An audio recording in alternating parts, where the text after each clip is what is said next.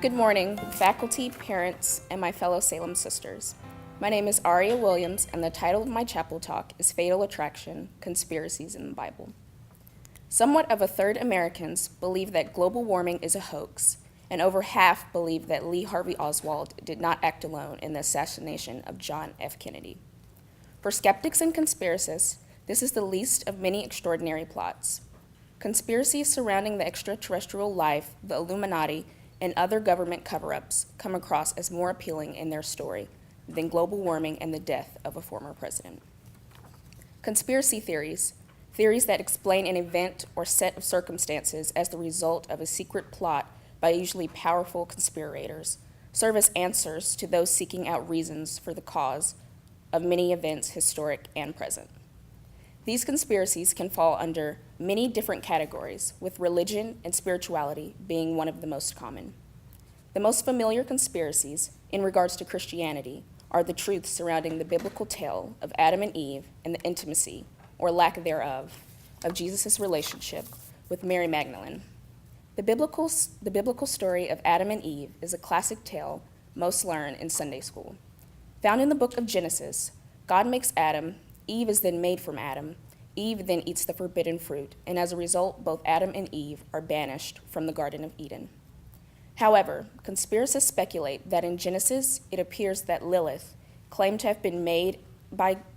be created by God from dust and placed to live in the Garden of Eden in Jewish mythology, might have indeed been Adam's first wife.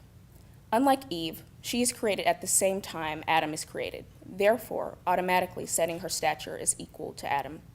The story goes on to say that everything is fine until Adam orders Lilith to lie under him, and she, the rebellious woman she is, refuses. Pelagia, a Jewish theologian at Ohio University, states, quote, "This is a major problem during an increasingly patriarchal society. Therefore, Lilith, a rebellious woman who had forgotten her proper place as a submissive, could no longer serve as Adam's partner.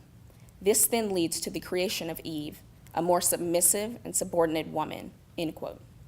This conspiracy is intriguing to most, given its theme of feminism and female empowerment. Lilith is often seen as the first feminist defying the roles of patriarchal society and showing other women that they can live as they want. She also shows that women should nourish their deepest needs and desires first, before any man's. In regards to Jesus' relationship with Mary Magdalene, Jesus, the ultimate example of perfection, having sexual relations with a claimed to be prostitute, Mary Magdalene, has proven to be very controversial. Movies like The Da Vinci Code further fuel the fire by suggesting that the Holy Grail is not a cup, but a female child fathered by Jesus himself. Conspiracists argue that the life of Jesus is truly unknown, given the time gap within the Bible from Jesus' age of 12 to 30. Julia Wallace of the Smithsonian states, quote, "According to an ancient document that we uncovered sometime during this period, Jesus became engaged, got married, had sexual relations, and produced children," end quote. Although some may deem this new discovery as inauthentic or not containing any real evidence, the information in the document cannot be denied. During an interview, when asked about evidence that led him to believe Jesus and Mary were husband and wife, Brown, author of the Da Vinci Code, responded, "The first commandment in the whole Bible is to be fruitful and multiply, and Jews take that very seriously. It was expected as a young man that Jesus would marry, and in fact, he wouldn't have seen himself as fulfilling God's plan for himself and for humanity if he had not married," end quote. This shows that the society and culture in which Christ grew up in would have expected and pressured him to marry and have children. In conclusion, biblical conspiracy theories serve as a means of trying to find answers to the unknown and understand the unimaginable in a religious sense. Although some may consider these theories far-fetched, I choose to be a Lilith over an Eve any day. Thank you.